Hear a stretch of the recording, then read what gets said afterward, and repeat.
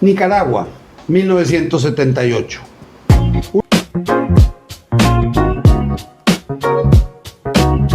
Un año antes del primer gobierno sandinista.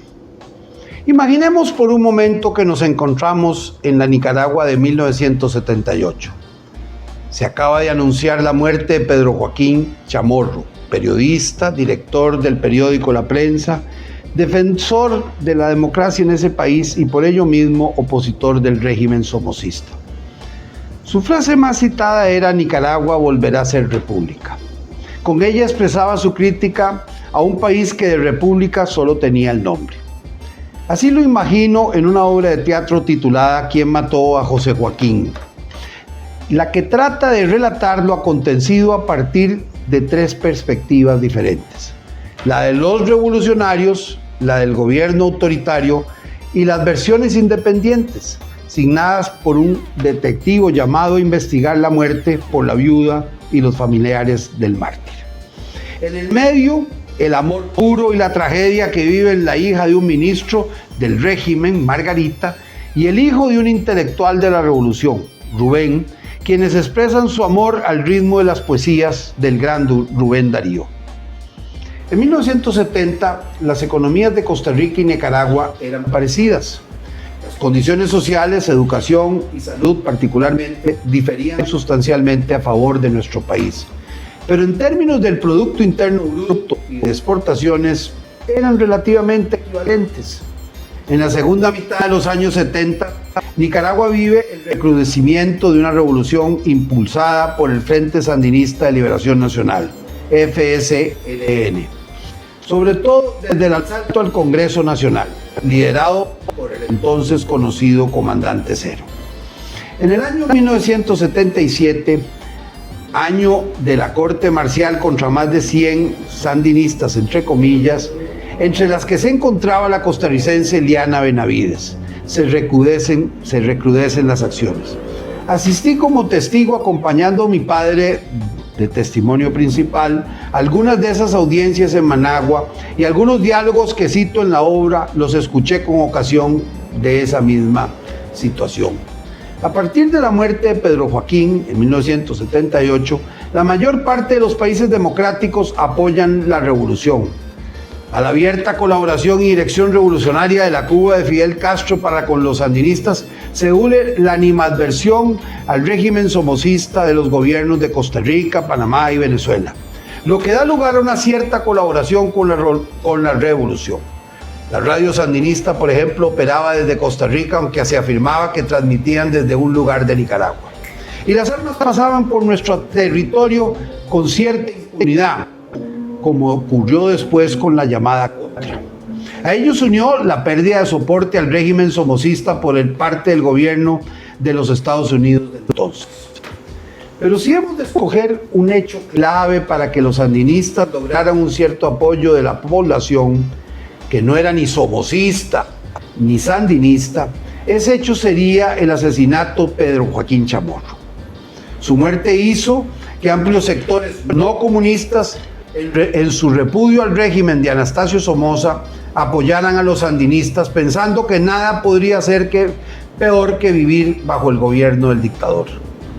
La historia demostró que sí, que siempre es posible estar peor, y que en cualquier caso, con el cambio de régimen ni se construyó una democracia, ni se respetó la libertad, ni se mejoraron los indicadores económicos y sociales, más allá de un limitado aumento del alfabetismo en la primera etapa de la revolución. Cierto que tuvieron que enfrentar a la Contra, apoyada por los Estados Unidos, pero también tuvieron la mayor colaboración internacional en términos económicos de la historia. El endeudamiento externo del país sobrepasó más del 1000% del Producto Interno Bruto, el que por supuesto no fue cobrado y fue ampliamente perdonado en esos años y en los siguientes.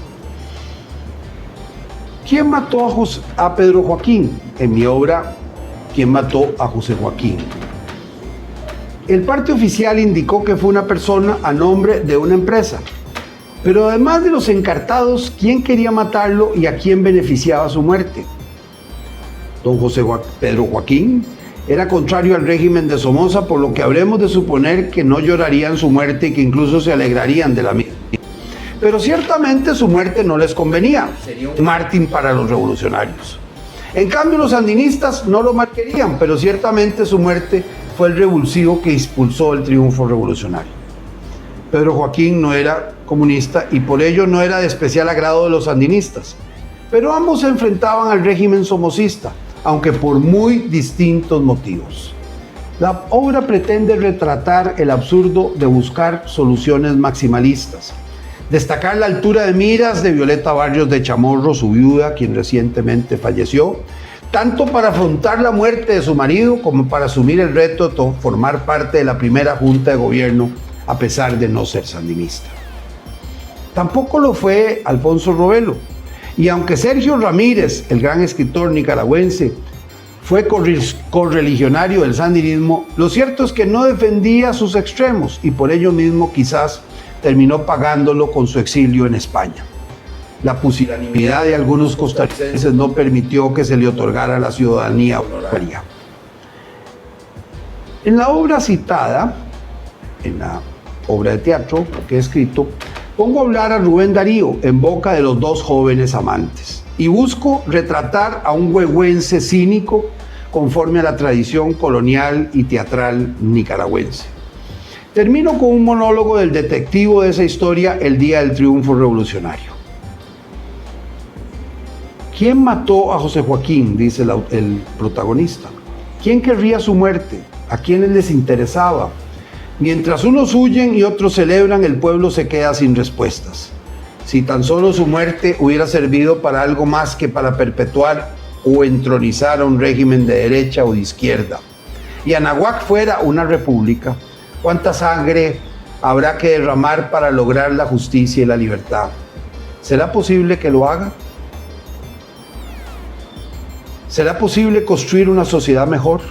¿Una sociedad libre y una paz que no se confunda con la paz de los cementerios? Sigue diciendo el protagonista. ¿O solamente alumbrará un camino de máscaras para que un ratón mayor, un huehuense, sustituya al gobernador? ¿Quiénes mataron a Margarita y a Rubén? Estos jóvenes enamorados que eran hijos de dos tendencias completamente enemigas. Los cínicos dirán que fue una bala perdida. Los poetas dirán que murieron de amor.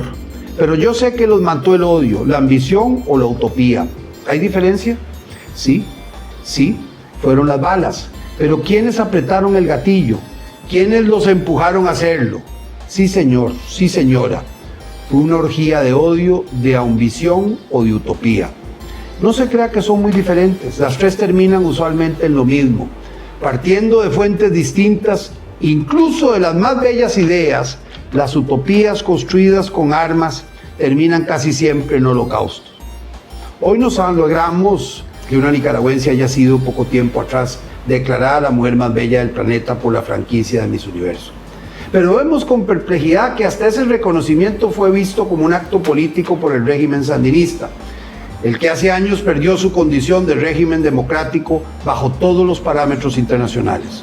Un régimen que además de más de 300 mártires caídos durante las manifestaciones de 2018, no ha tenido escrúpulos para cerrar medios de comunicación independientes, ONGs y universidades, perseguir a periodistas, sacerdotes, monjas, intelectuales, empresarios, estudiantes, o confiscar bienes privados de los que califican como opositores, de expulsar y de negarles la nacionalidad a cientos de nicaragüenses, incluyendo algunos de los que en el pasado fueron dirigentes sandinistas. Y todo ello sin que ninguno de los perseguidos empuñara armas o promoviera revoluciones contra el gobierno.